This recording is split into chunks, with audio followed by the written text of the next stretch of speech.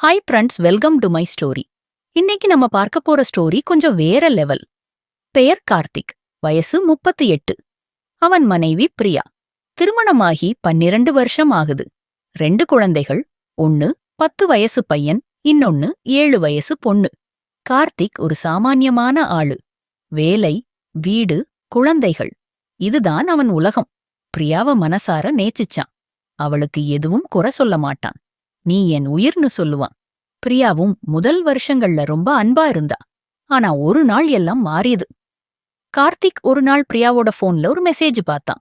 அது ஒரு ஆணோட. இன்னைக்கு மீட் பண்ணலாமா டார்லிங்னு. கார்த்திக் அதிர்ந்து போனான். பிரியாவ கேட்டான்.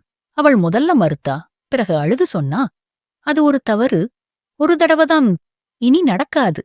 என்ன, மன்னிச்சிடுன்னு கார்த்திக் கண்ணீரோட இருந்தான். குழந்தைகளை நினைச்சு இனி நடக்காதுன்னு சொன்னா நம்புறேன்னு மன்னிச்சான்.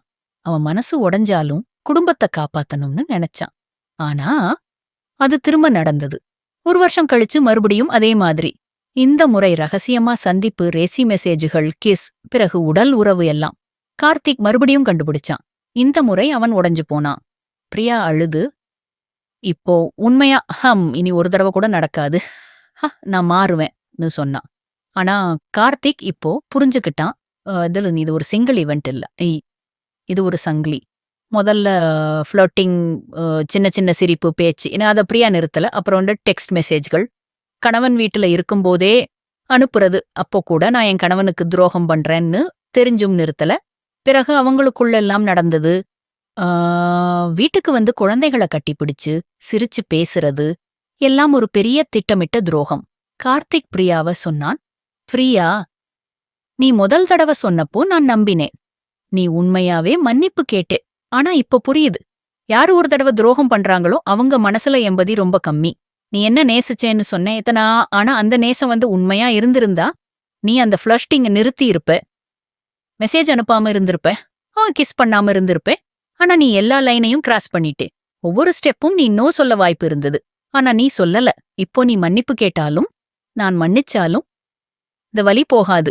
20 வருஷம் கழிச்சாலும் என் மனசுல இருக்கும். நீ என் மேல கொஞ்சம் மரியாதை வச்சிருந்தா இதெல்லாம் நடந்திருக்காது. நீ ஒரு டீனேஜ் எக்ஸைட்மெண்ட்டுக்காக என் வாழ்க்கைய தீ வச்சு எரிச்சிட்டே. அந்த எக்ஸைட்மெண்ட் உண்மையான காதல் இல்ல, அது தற்காலிக உணர்ச்சி. உண்மையான காதல் நான் உனக்கு கொடுத்தது. ஆனா நீ அதை அழிச்சிட்டே. கார்த்திக் முடிவு எடுத்தான். நாம பிரியலாம்னு சொன்னான். பிரியா அழுதா, கெஞ்சினா, குழந்தைகளுக்காக இருன்னு சொன்னா. ஆனா கார்த்திக் சொன்னான், குழந்தைகளை நான் பார்த்துக்குவேன்.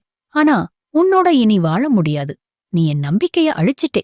இப்போ நான் என்னையும் குழந்தைகளையும் காப்பாத்திக்கணும். அவங்க டிவோர்ஸ் பண்ணினாங்க. கார்த்திக் குழந்தைகளோட தங்கினான். முதல் நாட்கள் ரொம்ப கஷ்டம்.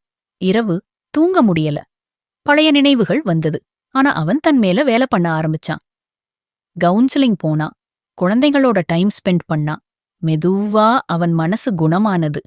அவன் புரிஞ்சுக்கிட்டான், துரோகம் ஒரு சிங்கிள் மிஸ்டேக் இல்ல, அது ஒரு தொடர் முடிவுகள். யாரு அந்த முடிவுகளை எடுத்தாங்களோ அவங்க மாறினாலும் அந்த காயம் மறையாது. இப்போ கார்த்திக் சந்தோஷமா இருக்கான். குழந்தைகளோட புது வாழ்க்கை, புது நம்பிக்கை. அவன் இனி யாருக்கும் தன் மனச திறக்க மாட்டான். ஆனா தன்னை நேசிக்க கத்துக்கிட்டான். நேயர்களே, இந்த ஸ்டோரி கார்த்திக்கோட வலி பத்தி. துரோகம் எப்படி ஒரு சிங்கிள் ஈவெண்ட் இல்ல, எப்படி அது பல ஸ்டெப்ஸு, எப்படி அது மறக்க முடியாத காயமா மாறுது, இத பலர் புரிஞ்சுக்கணும். உங்களுக்கு இது டச் ஆயிருந்தா லைக் பண்ணுங்க, கமெண்ட்ல உங்க எண்ணங்களை சொல்லுங்க, சப்ஸ்கிரைப் பண்ணி பெல் அமுக்குங்க.